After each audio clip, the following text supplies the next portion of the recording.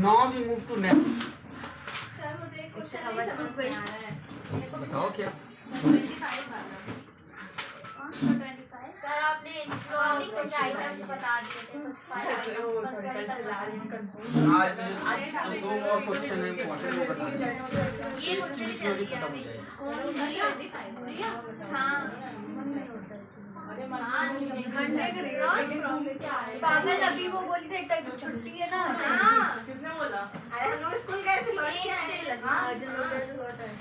कब तक है? 1 तारीख। कौन सा जाएंगे? प्री बोर्ड है, सीधे 15 तारीख 16 तारीख को जाएंगे। आज इज नॉट आइज। हाँ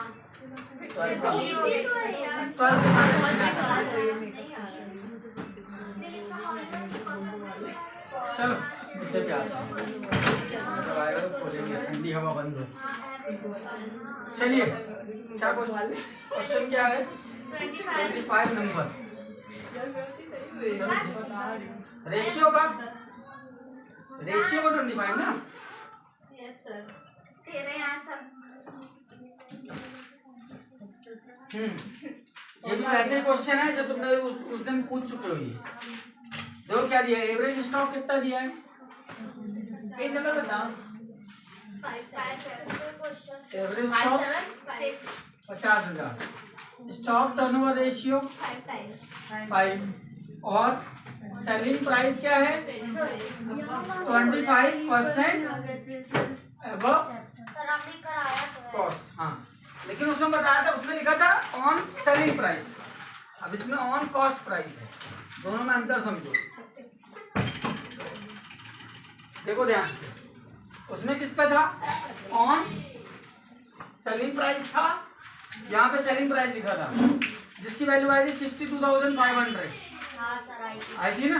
तो वो सेलिंग प्राइस पे था और ये किस पे है? कॉस्ट प्राइस पे। लगाना वैसे ही है। अपन को क्या दिया है? इन्वेंट्री टर्नओवर का आंसर दिया है।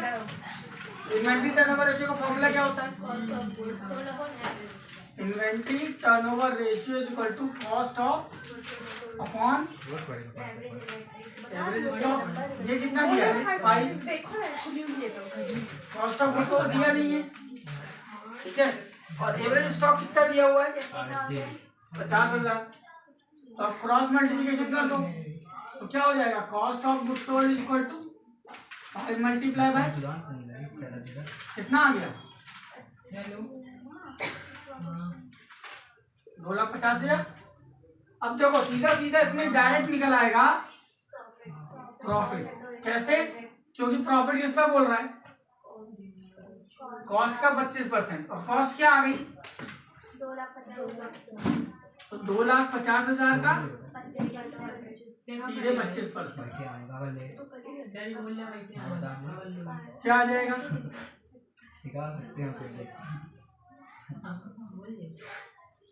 डायरेक्ट निकल आया। अब वो जो क्वेश्चन था यही क्वेश्चन था, लेकिन उसमें सेलिंग प्राइस पे था। तो मैं अगर इसमें चेंज करूंगा तो मालूम क्या करूंगा? देखो एवरेज स्टॉक, ध्यान से समझना। Average stock 50,000, stock turnover ratio 5 times और सेलिंग प्राइस में क्या लिख दिया? 20% ऑन सेलिंग प्राइस। ये क्वेश्चन था कल। सेलिंग प्राइस का कितना? 20%। तो सेम चीज निकालोगे, stock turnover ratio cost of goods sold upon average stock 5। Cost of goods sold हमको नहीं मालूम, एवरेज स्टॉक कितना है? तो कॉस्ट ऑफ गुड्स सोल्ड कितना आ जाएगा? 2,50,000 आ जाएगा। यस या नो? 5 multiply bye. अब यहाँ पे प्रॉब्लम क्या है? अगर आप प्रॉफिट निकालोगे तो प्रॉफिट किसका है? सेलिंग प्राइस का 25% है। और हम ये निकाले क्या? अभी हमारे पास क्या आया है? कॉस्ट प्राइस, ठीक है ना। तब हमको वो वाला जो फॉर्मूला ऊपर निकल लगाया था ना कि selling price is equal to cost plus profit. अब हमको कॉस्ट कितनी मालूम है प्लस ये कितना है? 25% ऑन कॉस्ट और सेलिंग प्राइस हमको चाहिए। तो मैंने आपको क्या बताया था, जो चाहिए उसको कितना मान लो 100। तो ये कितना बचा 75। तब हम क्या करेंगे, मैंने क्या फॉर्मूला बताया तरीका, 2,50,000 डिवाइडेड बाय 75 इंटू 25। याद है? इसके लिए मैंने फॉर्मूला क्या बता दिया था आपको, formula profit is equal to cost price into rate upon 100 minus rate. ये 20% था ना एक्चुअल में, यहाँ कितना रखा था मैंने 20, ये क्या हो जाएगा 80, ठीक है ना। तो यहाँ क्या हो जाएगा 80, ये हो जाएगा 20। तो क्या आएगा फॉर्मूले में, इसमें रखो या इसमें रखो, ये कट किया ये कट किया, ये हो गया 4। अब 4 से इसको कट करो, कितना आएगा 4 6 24, 1 कैरी बचा तो ये हो गया कितना 10, 4 2 जा 8, ये बचा 2, 4 5 जा 20। चेक करो हमारा क्वेश्चन वही है, लेकिन चेंज क्या हो गया, क्योंकि यहाँ कॉस्ट पे था तो डायरेक्ट निकल आया, क्योंकि हमने कॉस्ट निकाली और उसी का 25% निकाल दिया। लेकिन जब सेलिंग प्राइस पे होगा तो हमको इसको यूज करना, या ये ना यूज करो पूरी महाभारत, इतना महाभारत मत करो, सीधा सीधा फॉर्मूले में रख दो। कॉस्ट प्राइस क्या आई थी 2,50,000 into 20 upon 100 minus 20, 2,50,000 into 20 upon 80, बात वही हो गई।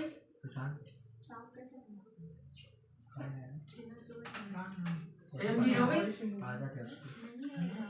या तो आप फॉर्मूला याद कर लो या आप ये पैटर्न याद कर लो, जो आपको करना है। डन। देखो बिना लगाए ना बनेगा, ये कंफर्म है। एक बार 2 बार 3 बार लगाओगे, अटकोगे, पूछोगे, बनने लगेगा। आप ये सोचो कि डायरेक्ट बनने लगे तो पॉसिबल नहीं, ना आपके दिमाग में चिप लग सकती है, ना अभी ऐसी टेक्नोलॉजी आई है ना। उसका तरीका सीधा सीधा है कि आप उसको प्रैक्टिस पे लाएं।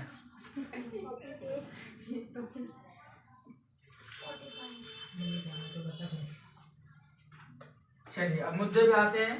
हमारा जो मेन क्वेश्चन है इस चैप्टर का, what is the difference between cash flow statement and fund flow statement.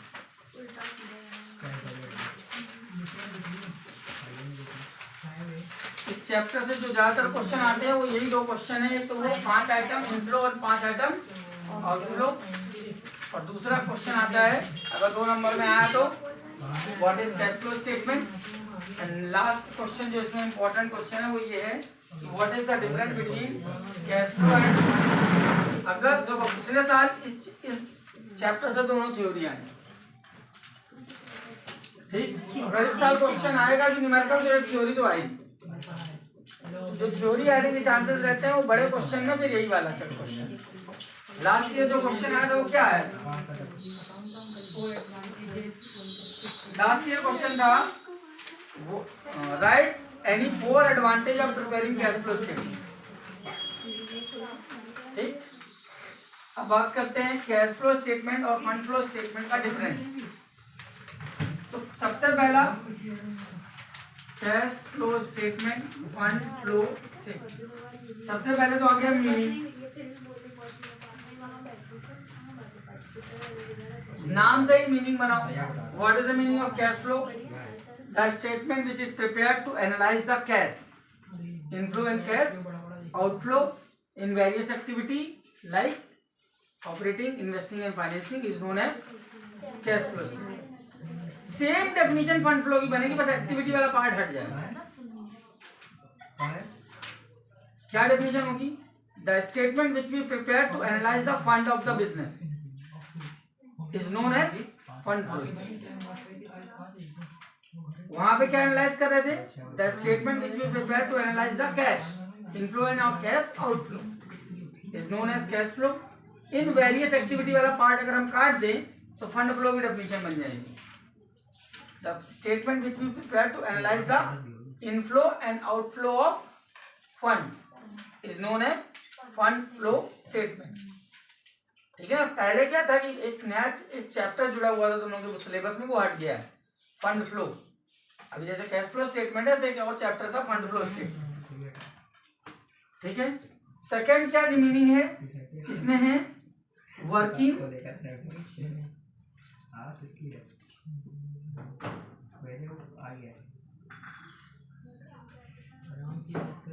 Schedule of working capital change.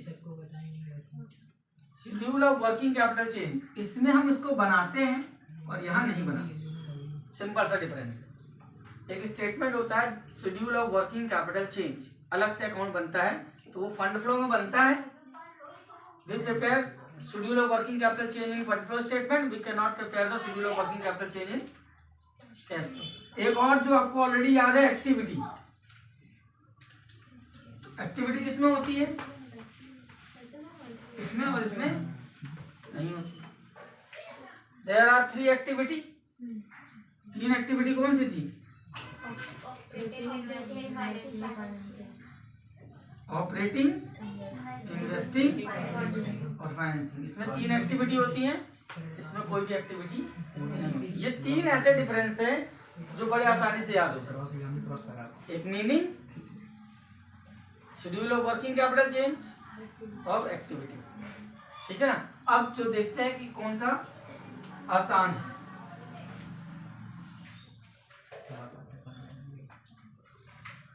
Basis of accounting,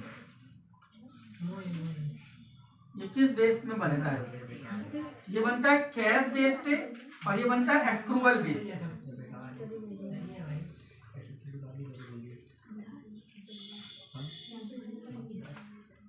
तो ये थोड़ा सा कॉम्प्लिकेटेड है, ये वर्ड याद रहे तब। Cash base accounting and it is accrual base accounting. Accrual मतलब होता है कैश और क्रेडिट दोनों को इंक्लूड करके बनाते हैं। ठीक है ना। नेक्स्ट इज, हाँ ये हो सकता है यूज टाइम। इसका है शॉर्ट टर्म और इसका लॉन्ग टर्म। कैसे, इसका मतलब समझो। कैश जो होता है वो शॉर्ट टर्म के लिए पैसा आपके पास होता है, कब खत्म हो जाए, कब घट जाए, कब बढ़ जाए, कोई भरोसा नहीं। तो उसका जो एनालिसिस होगा वो शॉर्ट टर्म में काम आएगा। लेकिन जो रिजर्व होता है, जो फंड होता है, जो पैसा आपने कहीं जमा कर दिया है, उसका रिजल्ट लॉन्ग रन में मिलेगा।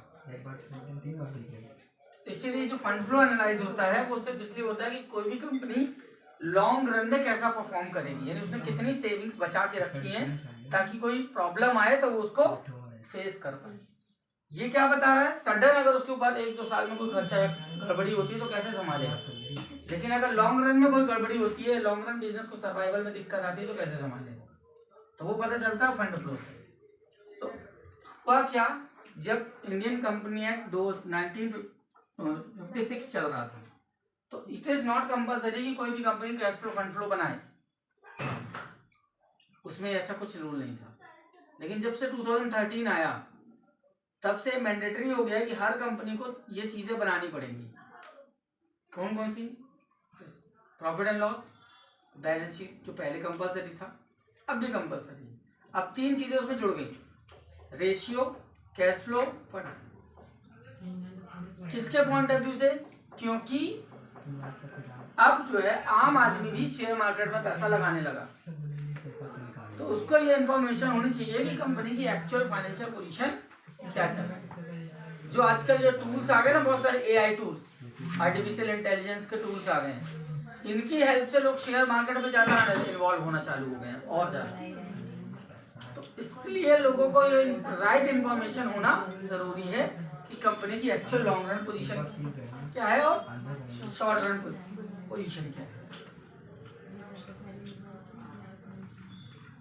ध्यान देना, पार्ट ऑफ फाइनल अकाउंट। ये फाइनल अकाउंट का पार्ट है और ये फाइनल अकाउंट का पार्ट नहीं है। ठीक है,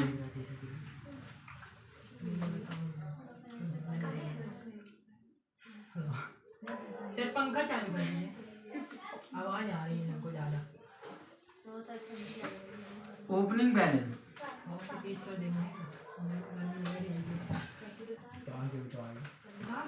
सर मेरे को ग्लास दीजिए है ठंडा का। सर ये बेकार दर्द हो रहा है इसलिए लगेगा पानी ये क्या हो गया?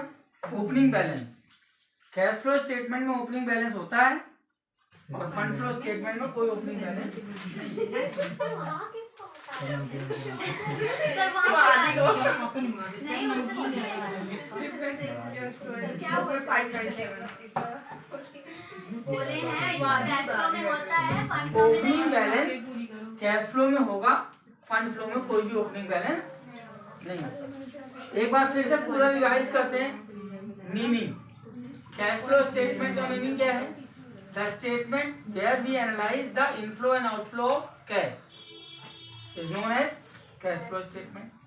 फंड फ्लो की the statement which is prepared to analyse fund inflow outflow of fund is known as fund flow statement. Schedule of working capital change. We cannot prepare the schedule of working capital change in cash flow, and we prepare the schedule of working capital change in fund flow. Next activity, इसमें 3 activities होती हैं, operating, investing, financing, and there is no activity. यहाँ कोई activity नहीं होती. Basis of accounting, ये cash basis है, ये accrual basis है. Use of time. User time क्या है इसका? शॉर्ट टर्म के लिए इसको यूज करते हैं, इसको लॉन्ग टर्म के लिए बनाते हैं, इसका बेनिफिट लॉन्ग टर्म में मिलेगा। पार्ट ऑफ फाइनेंशियल स्टेटमेंट, तो cash flow is a part of financial statement and fund flow is not a part of financial statement. And opening balance, there is a opening balance in cash flow but there is no opening balance in fund flow. ये basic difference है cash flow और fund flow का। जैसे Google assistant वहाँ pose देना सैम paste करने वो तो लाइन मार अब देखो ध्यान से,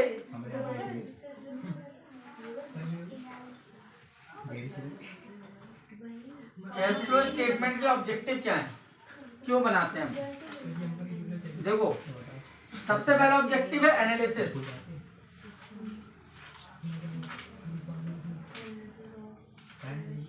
हमको क्या एनालाइज करना है? कैश। हमारे पास कितना? देखो कैश होना और कैश रेगुलेट होना दोनों में बहुत बड़ा अंतर। आज आपके पास भले 1 रुपया नहीं है, लेकिन पूरे साल के बीच में अगर एनालाइज किया जाए कि तुम्हारे पॉकेट में कितना पैसा आया और तुम्हारे पॉकेट से कितना पैसा चला गया, ये बताता है कि आप कितने वर्किंग कंडीशन में हो। जैसे बैंक जो है वो बैंक इस बात पर पैसा उधार नहीं देता कि आपके बैंक में कितना पैसा है। बैंक आपको लोन इस बेस पे देता है कि पूरे साल में आपके पास कितना पैसा इन हुआ और कितना आउट हुआ। क्योंकि अगर इन हो रहा है इट मींस आपकी पेइंग कैपेसिटी है। अगर आपको कर्जा देंगे तो आप चुका पाओगे क्योंकि आपके पास रेगुलर पैसा आ रहा है। डेफिनेटली जब पैसा आएगा तो खर्चा भी होगा, करेक्ट। तो ये एनालिसिस क्या करते हैं? Analysis of cash means cash के इनफ्लो और आउटफ्लो को एनालाइज करेंगे। जब एनालाइज होगा तो क्या होगा? कैश की प्लानिंग। आप प्लान कर सकते हो कि आप कैसे कैश को यूज करोगे। जब 1 साल आप कैश फ्लो स्टेटमेंट बना लेते हैं तो आपको ये अंदाजा हो जाता है कि आपके पैसे का कहाँ मिस यूज हो रहा है। Then you plan for the next. ठीक है, इससे क्या बन जाएगी? सही एग्जांपल दिया था भाई अगर आपको पता चल जाए, आप रेगुलर अपना बजट बना रहे हो, रोज सारी चीजें लिख रहे हो, तो आपको मालूम हो जाएगा ना कहाँ कितना खर्चा आपने किया और कौन सा खर्चा करेक्ट है, कौन सा खर्चा रॉन्ग है। तो आप उसमें क्या कर सकते हो? उसमें अपने आप कंट्रोल कर सकते हैं। देखो बिजनेस का कोई भी ऐसा खर्चा नहीं जो एकदम से शट डाउन कर दिया जाए, बंद कर दिया, बट उसको कंट्रोल कर सकते हैं। लेकिन कब? जब आपको पता हो कि कहाँ खर्चा ज्यादा होगा। Next liquidity position.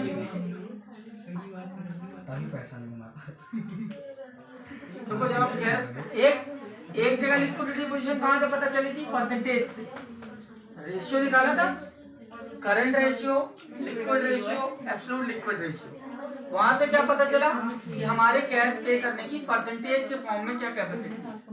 Cash flow statement से क्या पता चलेगा कि ऑपरेटिंग, इन्वेस्टिंग और फाइनेंसिंग, तीन चीजों को, तीनों को समझो। ऑपरेटिंग मतलब बिजनेस को चलाने में कितना कैश आ रहा है, कितना जा रहा है। इन्वेस्टमेंट में कितना पैसा जा रहा है और वहां से कितना पैसा आ रहा है। फाइनेंस यानी जो आपने मोटा पैसा लोन में लिया, लोन को कितना चुकाया, आपने शेयर बेचा तो कितने का शेयर वापस भी खरीदा, आपने डिबेंचर के रूप में लोन लिया तो कितना उनको पैसा रिटर्न किया। ये इससे एनालाइज होता है।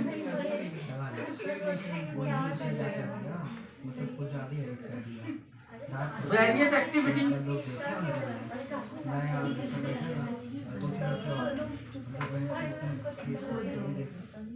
एक्टिविटी एनालिसिस हो जाता है।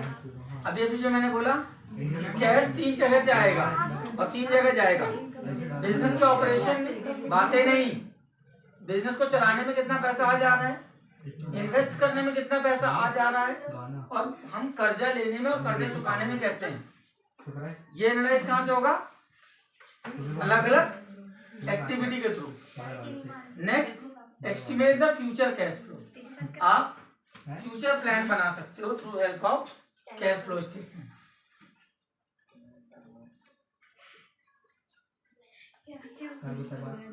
ये 6 ऑब्जेक्टिव में, पहला कैश एनालाइज होगा, कैश की प्लानिंग होगी, उसके हिसाब से आप रूल बना सकते हो। जैसे मैंने इस पे एक एग्जांपल क्या दिया था, गवर्नमेंट ने क्या रूल बना दिया कि 5,000 से ऊपर तक का कोई भी कंपनी अगर पेमेंट करना चाह रही है तो उसको चेक से करना पड़ेगा, ताकि गवर्नमेंट के पास डेटा आए कि इस कंपनी का कितना खर्चा है।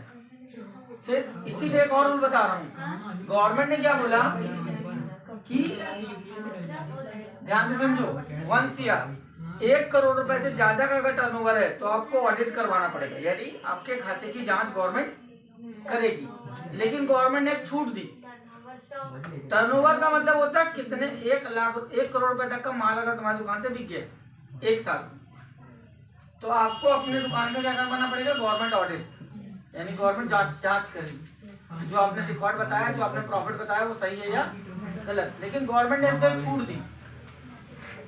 इसी को देखते हुए ध्यान से समझना कैसा, अगर आपका टर्नओवर 98% बैंक के थ्रू है, कितना 98% अगर बैंक से हो रहा है, यानी आप जो भी खरीद रहे हो या जो भी बेच रहे हो ऑनलाइन कर रहे हो, चेक से कर रहे हो, यानी बैंकिंग के थ्रू है, तो 5 करोड़ तक आपकी ऑडिट नहीं होगी।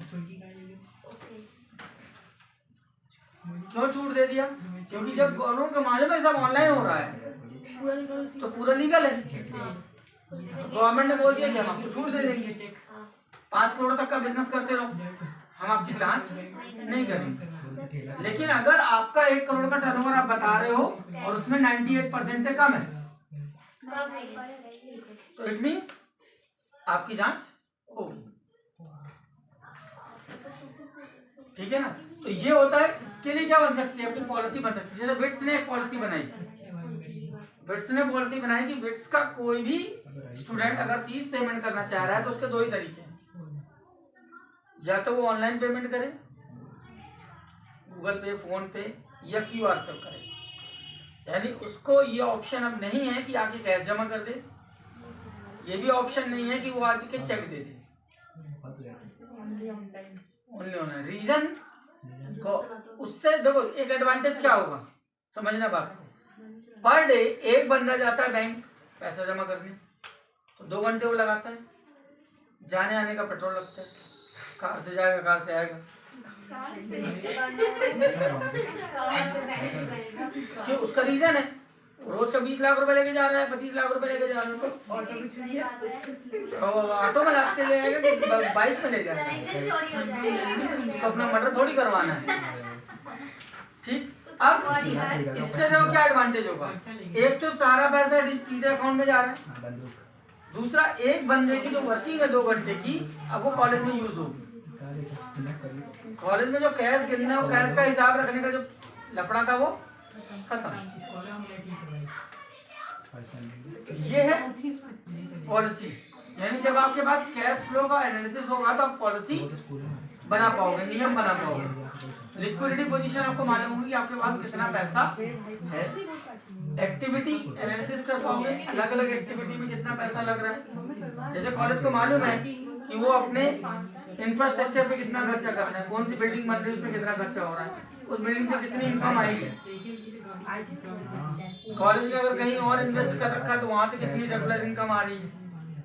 फिर फ्यूचर प्लान, आगे की प्लानिंग करने के लिए आपको पता होगा कि कैश की क्या पोजीशन है, तो फ्यूचर में हम क्या प्लान बनाएं या क्या ना बनाएं, तो it is known as objective.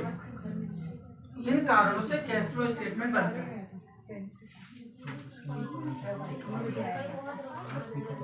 अच्छा, एक क्वेश्चन और है।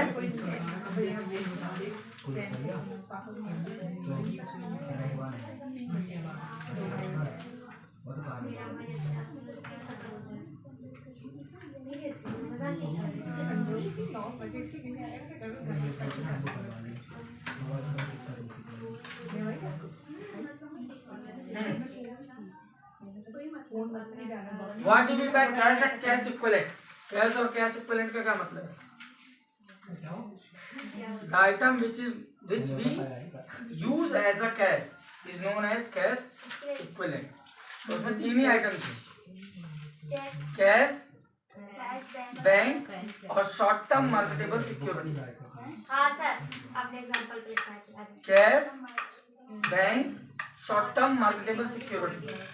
जब मैंने आपको बताया था बैलेंस शीट, तो वहां पे मैंने बताया था कैश एंड कैश इक्विवेलेंट में तीन आइटम आते हैं। सीधे सीधे इसमें डेफिनेशन में क्या लिख दोगे? Cash and cash equivalent means the cash and the remaining item which are used as a cash. जिनको हम कैश की तरह यूज कर सकते हैं उसको हम कैश इक्विवेलेंट। नाम क्या है? Cash and cash equivalent. ठीक, नेक्स्ट आपको जो क्वेश्चन है इट इज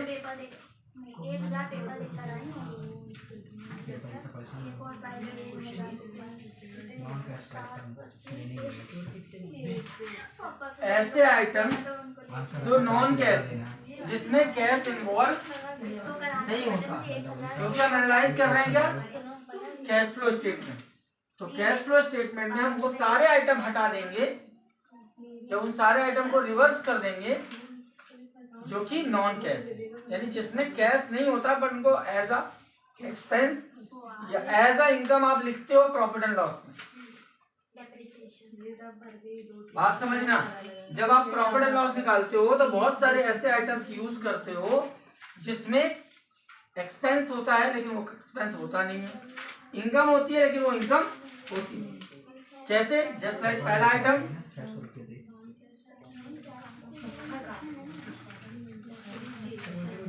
डेप्रिसिएशन।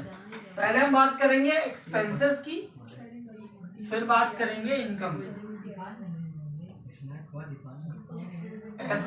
ऐसे खर्चे जिसपे कोई खर्च नहीं होता लेकिन उसको माना खर्चा जाता है।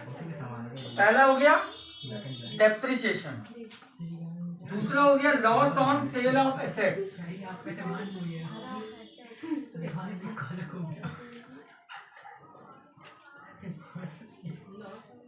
Loss on sale of asset. Example दे रहा हूं, ध्यान से समझना। आप मान के चल रहे थे कि आपकी जो बिल्डिंग है वो 5 लाख रुपए की बिकेगी, अब वो बिकी 4 लाख में, तो आप क्या सोच रहे हो? 1 लाख का नुकसान होगी, जबकि उसकी एक्चुअल वैल्यू ही 4 लाख थी। आपका एजम्पशन था, मान लो आपने एक बिल्डिंग कार खरीदी 5 लाख रुपए में, 3 साल आपने उसको चलाया, उस पर डेप्रिसिएशन लगाया, डेप्रिसिएशन लगने के बाद आपके हिसाब से आज उसकी वैल्यू 3 लाख है डेप्रिसिएशन घटने के बाद। अकॉर्डिंग टू योर अकाउंट, आपके खाता भाई क्या बता रहा है कि भाई 3 लाख की है, 3 साल डेप्रिसिएशन लगा, 3 लाख की बिक जानी चाहिए, और वो बिकी मान लो 2,90,000। तो आप क्या मान रहे हो कि 10,000 का क्या हो गया? लॉस। बट एक्चुअल में वो आपका लॉस नहीं है, क्योंकि उस लॉस का मतलब क्या है? आपकी जेब से पैसा जाए। क्या आपकी जेब से पैसे गए? नहीं, आपको तो 2,90,000 मिला ना। ठीक, कि क्या फर्क पड़ रहे हो? कैश आया कि गया? आया।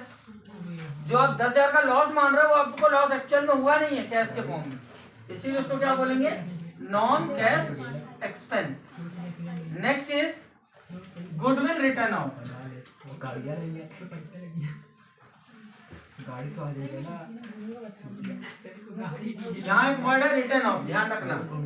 रिटर्न ऑफ का मतलब जैसे आप मान रहे थे कि आपकी बिजनेस की गुडविल है 5 करोड़ रुपया, लेकिन जब उसको मार्केट का वैल्यूएशन निकाला तो पता चला वो 4 करोड़ की है, तो आप क्या मान रहे हो कि 1 करोड़ का नुकसान हो गया।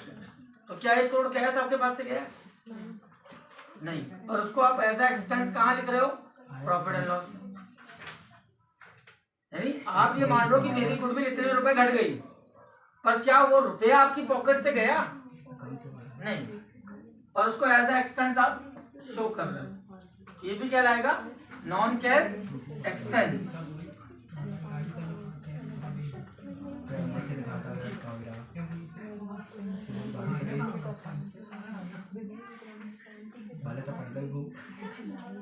Discount on share issue, just like आप मान लो एक 100 रुपए का शेयर है, आप उसको 90 में बेचा, तो आप क्या मान रहे हो? 10 रुपए का नुकसान हो गया। क्या 10 रुपए आपकी पॉकेट से कैश गया? आपको तो 90 मिला ना। आप मान रहे थे इसकी प्राइस 100 रुपए, अभी आपने 80 में बेच दिया, तो आप मान रहे हो कि 20 रुपए का नुकसान हो गया। तो क्या 20 रुपए आपकी पॉकेट से खर्चा हुआ है कि 80 आपकी पॉकेट में आया है? यानी वो खर्चा है जो खर्च हुआ नहीं, पर आप उसको खर्च मान रहे हो। भाई मैं किसी प्रोडक्ट की प्राइस रख दूं 1000 रुपए और उसमें मैं 750 का डिस्काउंट डाल दूं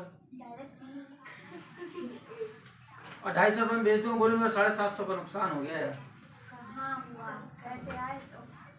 भाई 750, आपकी वो प्राइस ही 200 रुपए की थी, आपने उसको बढ़ा के पहले कितना बता रखा था? 1000 रुपया, और उसके बाद 75% डिस्काउंट कर दिया, तो it is not actually loss, तो वो है नॉन कैश एक्सपेंस।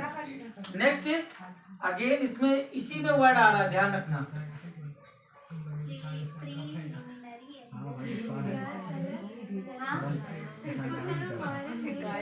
अरे मैं बोलती हूँ नाली में ढकेल देते हैं, आराम से मजा आ जाएगा। नाली में ढकेलना यानी मर्डर करना नहीं होता, नाली जरा सी होती है तो उसमें समाओ भी नहीं। ये सुबह उठी मैंने मैडम ध्यान से समझना, प्रिलिमिनरी एक्सपेंस या pre operative expense, return of, ये कैसे?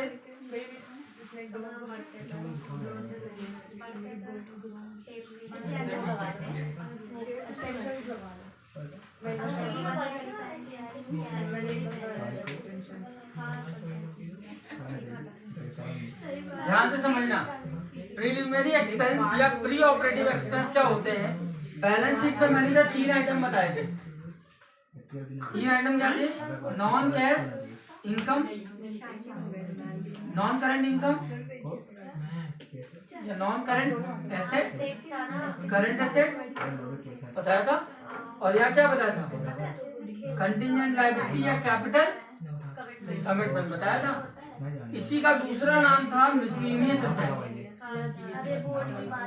ध्यान से समझना, आपने कोई प्लांट लगाने में 10 करोड़ खर्च किया, या इस पे मैं एक एग्जांपल मैंने आपको दिया था कि जो गोलमाल मूवी थी, गोलमाल मूवी में एक गूंगा था, कौन होगा? वो करता था, ठीक है ना, समझना। लास्ट सीन में क्या होता है? अजय देवगन बोलता है कि इस गूंगे को अगले पिक्चर में न ले, करता धरता तो कुछ है नहीं, तब वो बोलता है ऐसे कैसे ना लोगे, 3 पिक्चर का मेरा कॉन्ट्रैक्ट है। सब बोल लेता हूँ। हाँ सर, वो तुषार कपूर की फिल्म आपने बताई थी पहले। बोलता है कि भैया ऐसे कैसे ना रखोगे, मेरे को 3 पिक्चर के लिए साइन कियो। अब मेरी बात ध्यान से सुनना, जो प्रोड्यूसर है, जो फिल्म बना रहा है, जिसके पैसे लगे, मान लो उसने तुषार कपूर को 3 मूवी के लिए जो साइन किया है वो 3 करोड़ में किया। इधर ध्यान देना, 3 करोड़ में साइन किया तो 3 करोड़ का 3 करोड़ यहाँ पे तुषार कपूर के नाम से नहीं जाएगा खर्चे में, प्रॉफिट एंड लॉस, ठीक है ना? हो ये गया। कौन सा के होता है?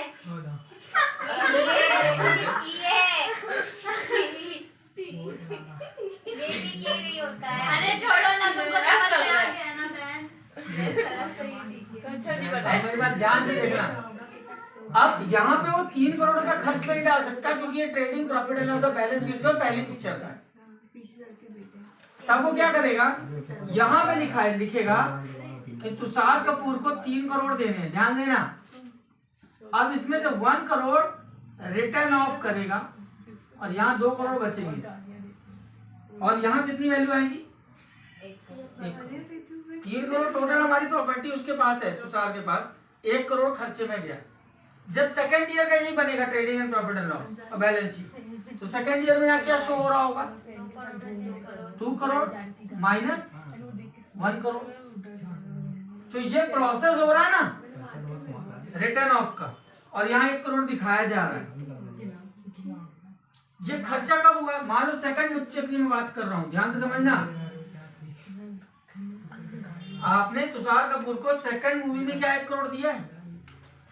आप उसको पहली मूवी में ही 3 करोड़ दे चुके थे, लेकिन दिखाया कहाँ था? Balance sheet. क्या सेकंड मूवी में आपने उसको 1 करोड़ और दिया, या थर्ड मूवी में फिर से 1 करोड़ दिया? नहीं, आपने खर्चे की तरह दिखा रहे हो हर साल, पर एक्चुअल में वो खर्चा नहीं हो रहा, क्योंकि खर्चा कब हो चुका है? पहले साल में ही 3 करोड़ आप दे चुके हैं। इसी को बोलते हैं प्रिलिमिनरी एक्सपेंसेस रिटर्न ऑफ, यानी स्टार्टिंग में किया गया खर्चा। मान लो आपने प्लांट को बनाने में 3 करोड़ लगाया, इधर ध्यान दो।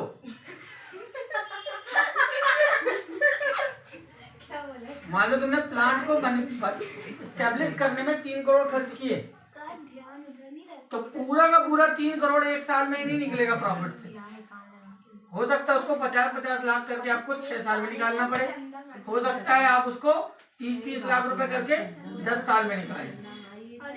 तो हर साल जो आप यहाँ खर्चे में डाल रहे हैं, क्या 30 लाख और खर्चा कर रहे हैं क्या?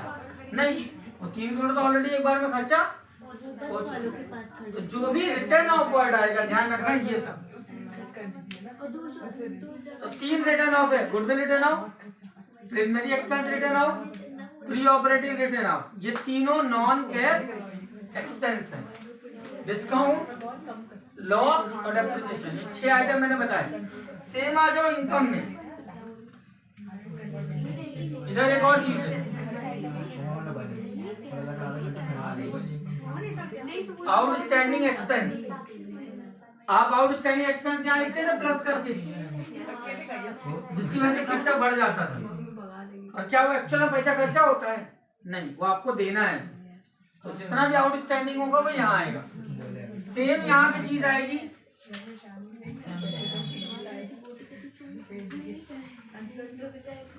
Accrued income. वो इनकम जो अभी आपको मिली नहीं है, पर आप उसको इनकम मान के प्रॉफिट एंड लॉस में आपने लिख दिया कि मैं इतना कमाऊंगा, ठीक, तो वो कहलाएगा एक्रूड इनकम। वो भी नॉन कैश इनकम है। कौन सी इनकम कहलाएगी? Non cash income. Next point में आते हैं,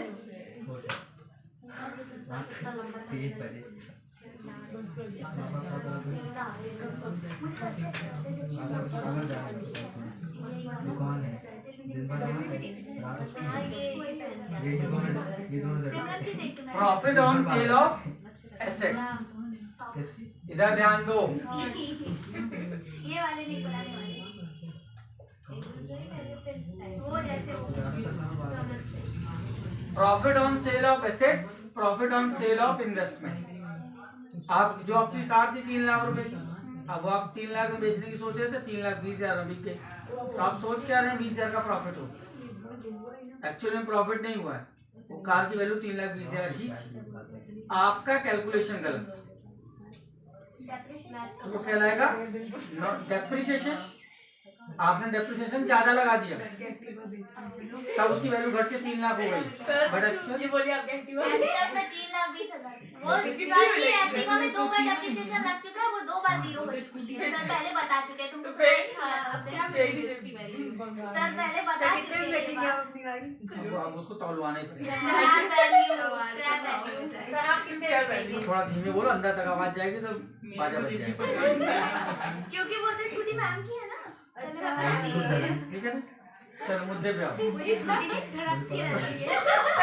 सर मैं दूं तत्काल 50 रुपए दूंगा।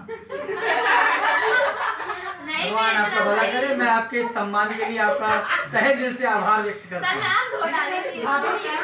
सम्मान में क्या बोल रहे हैं आप? मन में बातें बताएंगे। बाहर का हो गया ना। हम मिले और चूतिया बनाने के लिए। अरे तो घाटे क्या है सर, इसे 50 रुपए तो आ रहे हैं ना। मैम ये 50 रुपए देगा, मैम इसको धो डालेंगे। 50 रुपए मैं धो डालेंगी। बोलिए सर, इधर आ जाए। मैं इधर ही हूँ। तो क्या प्रॉफिट, जैसे यहाँ लॉस लिखा सेम चीज यहाँ प्रॉफिट में आ गई। तो इसमें 3 आइटम है जो लिखे हैं वो सेम चीज इससे मैंने नहीं लिखी। Dividend accrued during the year, all earn या accrued and profit. Word accrued, accrued के साथ कोई भी वर्ड लग जाएगा। Accrued rent, accrued commission, accrued interest, यानी एक्रूड इज नॉट इनकम। वो इनकम नहीं है। कौन सी? कैश इनकम नहीं है, वो नॉन कैश इनकम। जैसे ये मान के चलूं तो भैया तुम लोग अगले 20 साल तक मेरे को फीस देते रहोगे, नहीं तो मेरा सपना है। हाँ, कितनी बात भी होंगी उसमें। ये मैं क्या मान रहा हूँ कि मेरे 20 साल तक, या तुमसे नहीं बोल रहा हूँ, यहाँ जो बैठेगा सर आप 20 साल बाद पढ़ाएंगे। सोफे में 20 साल पैसा आएगा। भाई क्या माने? ये क्या कह रहा है? मुंगेरी लाल के हसीन सपने है ना। ये मान के बैठे इतना पैसा आएगा, यूट्यूब पे देखना मिल जाएगा। ठीक है ना। तो इसको बोलते हैं एक्रूड इनकम। वो इनकम जो अभी आई नहीं है लेकिन हमने इनकम मान ली है। ठीक है ना। तो उसको हम नॉन कैश बोलेंगे। उसमें कैश नहीं आ रहा पर मान रहे हैं कि पैसा है। ऐसे ही है आपका profit on sale of asset. जिस भी प्रॉपर्टी को, जैसे मैं इस गाड़ी की मान लो, तुम तुम्हारी बात मान, इस गाड़ी को मान रहा था कि 5,000 में बिक जाएगी। ठीक, अब मान लो मेरे को उसका 6,000 मिल गया तो मैं बढ़िया खुश, 1,000 रुपए का प्रॉफिट हो गया। अरे मेरा कैलकुलेशन गलत था, वो 6,000 की थी। और अगर मैं मानूं 5,000 में बिकनी है और 4,000 में बिकी, और मैं बोले अगर नुकसान हो गया यानी लॉस हो गया, तो मेरा लॉस नहीं है, वो 4,000 की ही थी। हाँ, इन दोनों को क्या बोलेंगे? Non cash expense and non cash income. Loss को बोलेंगे एक्सपेंस और प्रॉफिट को बोलेंगे इनकम। लेकिन दोनों कौन सी है? Non cash. वो कैश के फॉर्मेट में नहीं। अब आप बोल सकते हो कि सर आपकी गाड़ी 5,000 की 6,000 की, तो कैश 1,000 रुपया एक्स्ट्रा आया ना, तो वो नॉन कैश कैसे हुआ? नॉन कैश क्या है? प्रॉफिट नहीं है वो 1,000। हमारी कार की वैल्यू ही और गाड़ी की वैल्यू ही 6,000 है, प्रॉफिट नहीं है 1,000 का। तभी मैं ठीक है ना। हम प्रॉफिट की बात कर रहे हैं, ना कि कार की सेल्स वैल्यू। पता है वैसे आपकी गाड़ी कुछ होने लगी।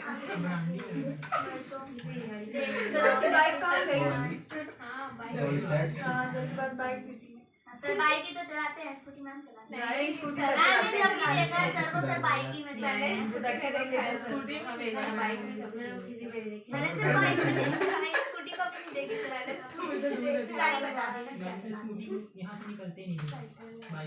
मैंने तो घर में देखा है। आदि को देखना है। हाँ, आदि तो देख चला। हाँ, यही तो घूमता रहता है गाड़ी लेके साइकिल लेके।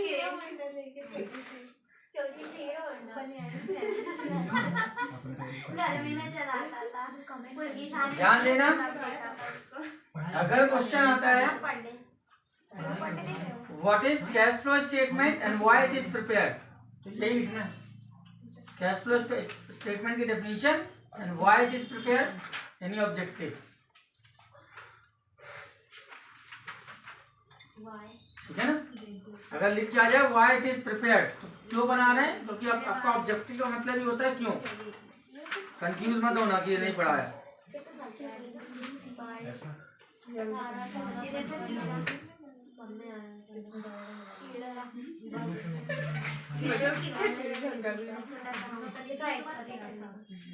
जो एक बार वो नहीं आएगा। नहीं ये समझा है तो मैं सोच रही गया है। 15 में भी आया है नहीं सॉरी भाई आप खत्म कर 5 तक सवाल 22 में आया है। तीनों ही मैं आया। मैं तेरा 23 में आया। तीनों ही 24 कौन था वो इस टाइम में? 14 15 16 18 22 24 में आएगा बस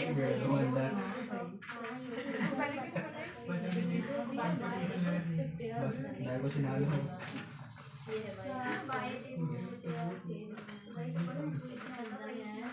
खुद टाइमिंग चल रही है ये तो खुद टाइमिंग हो रही है अभी क्या आया नहीं गया बता चलो फोटो की ग्रुप में डालो। इतनी थ्योरी है केवल जो आपके लिए इम्पोर्टेंट है। बहुत सारे वो बात की बात है, अभी ना पढ़ाएंगे। नहीं होता इमोजी तक क्या और नहीं होता आई नहीं तो ये 12 के बाद फेल होने वाली इतना याद हो गया यार। हाँ चांदनी फेल होगी दोबारा पढ़ोगे देखो तभी तो बोल रही है छोटे बच्चों के साथ पढ़ोगे उसकी फोटो की ग्रुप में डाल डालो। देंगे उनको डायरेक्ट कर देंगे बेटा जाओ कोई नहीं पास हो जाएगा पढ़ी कर पे रहो। नहीं करते वो नहीं करते। सारे पढ़ी चले जाओ अरे अरे ऑब्जेक्टिव छोड़ो सही साइड आएगा ना, टाइम आ गया ना।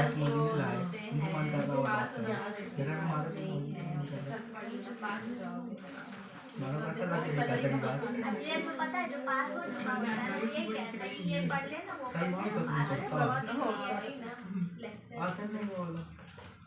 बस 5 से जुड़ा है बहुत। वो चलान कर